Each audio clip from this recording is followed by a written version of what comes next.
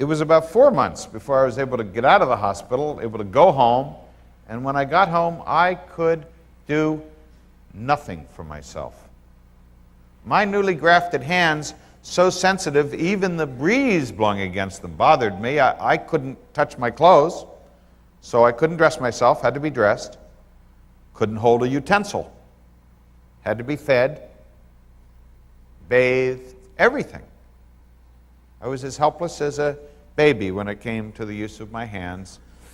I was able to walk, and so I was each day going out, bigger and bigger trips around the block, further and further around San Francisco, regaining my strength. I had been a Marine, you know. I had been a cable car gripman.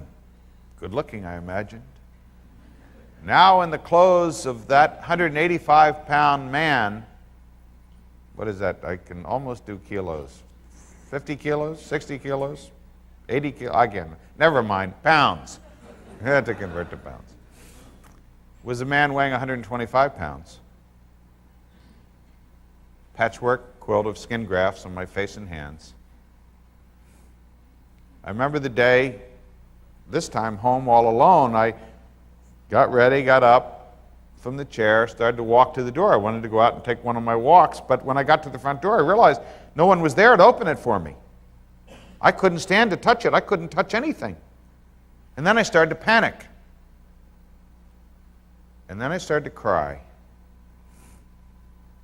I can remember lying down on the floor in front of that doorway, tears streaming out of my eyes, the most useless, worthless, dejected person on earth. Why had those doctors and nurses, why had that whole team worked so hard to save me? Was this some kind of a cruel joke?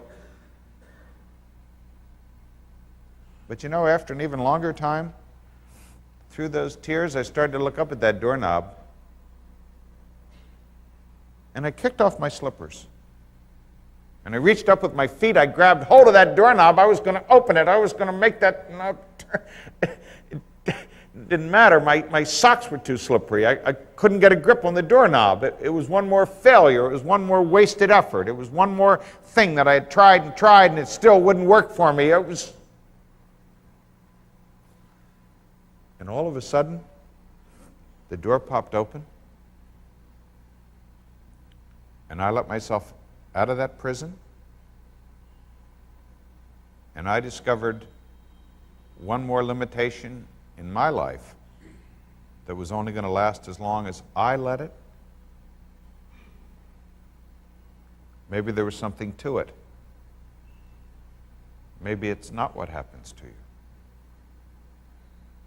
Maybe it really is what you choose to do with what happens to you.